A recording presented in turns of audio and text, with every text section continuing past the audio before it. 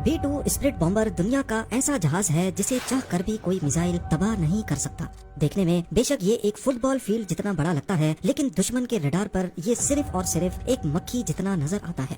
चाहे कितना ही complex radar network क्यों न हो, B-2 स्प्लिट बॉम्बर के लिए इसे चकमा देना बाएं हाथ का खेल है। $2 अरब की लागत से तैयार किया गया ये आज तक बनाया गया दुनिया का सबसे महंगा जहाज है। दूसरे जेट्स के मुकाबले में न सिर्फ खामोश बल्कि ये हीट सीकिंग मिसाइल्स के साथ साथ इंफ्रारेड गाइडेड मिसाइल्स को भी आसानी से धोखा दे सकता है। एक ऐसा जहाज जो चाहे तो दुनिया का नक्शा ही बदल सकता है।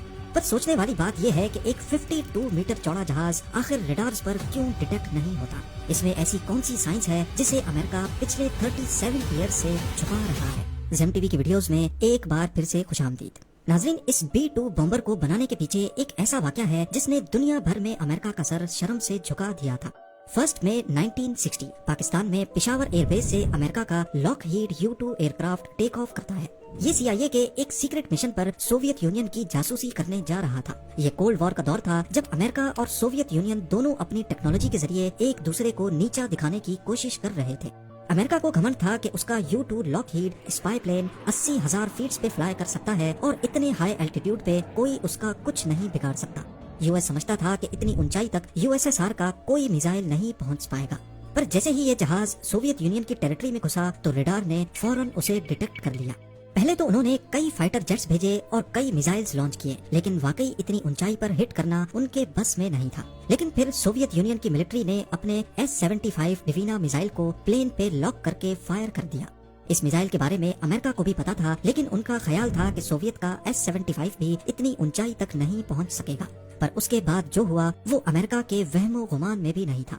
S-75 ने 80,000 फीट पे उड़ते हुए U-2 लॉकहीड को इंतहाई परफेक्शन से हिट किया। प्लेन वहाँ के येकाटेरिनबर्ग नामी शहर के ऊपर गिरा और पायलट ने खुद को इजेक्ट कर लिया।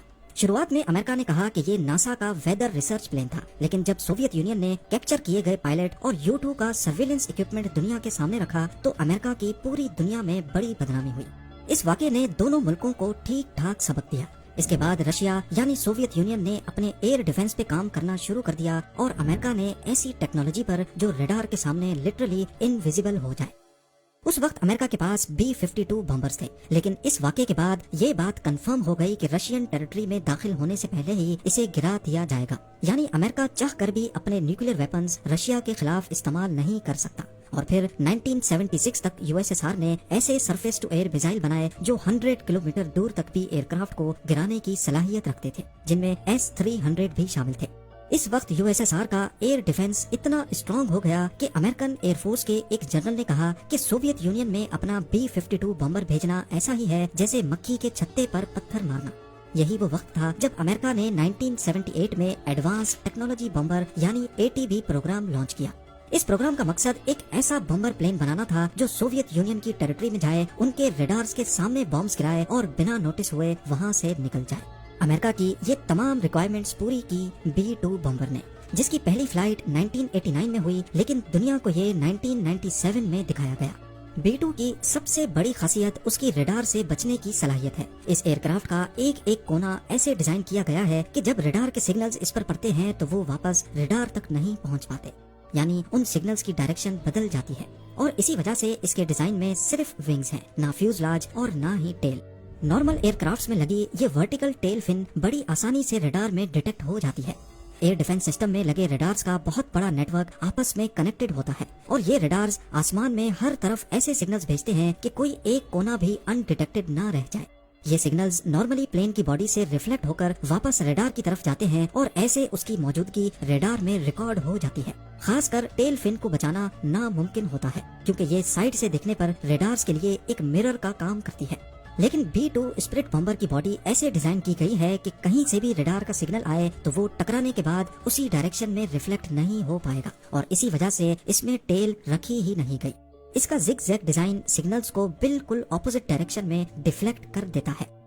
B-2 बॉम्बर की कामयाबी के पीछे सिर्फ इसका डिजाइन ही नहीं बल्कि एक ऐसी कोटिंग भी है जो 100% रडार के सिग्नल्स को अपने अंदर एब्जॉर्ब कर लेती है। US ने एक ऐसी सीक्रेट कोटिंग बनाई है जिसकी डिटेल्स अभी तक दुनिया से छुपी हुई हैं और इसी कोटिंग की वजह से B-2 बॉम्बर रडार पर 100% इनविजिबल हो जाता है। اس کا ریڈار کراس سیکشن حیرت انگیز طور پہ صرف 0.0001 اسکوائر میٹر ہے، یعنی اسے ڈیٹیکٹ کرنے کا مطلب ہے آسمان میں کسی مکھی کو ڈیٹیکٹ کرنا۔ کمپیئر کیا جائے تو ریڈار پر B-52 بمبر ایک 2 بیڈ روم فلیٹ جتنا نظر آتا ہے، F-15 ایک چھوٹے کمرے جتنا، JF-17 ایک سنگل بیڈ جتنا اور رفائل ایک بڑے تکیے جتنا نظر آتا ہے۔ یعنی B-2 بمبر ان سب سے 10 گنا بڑا ہونے کے باوجود ریڈار پر صرف ایک مکھی جتنا دکھتا ہے۔ ایویشن سیکیورٹی کی دنیا میں اس ٹیکنالوجی کو اسٹیلتھ کہا جاتا ہے اور اس کی بنیاد B-2 بمبر سے ہی رکھی گئی۔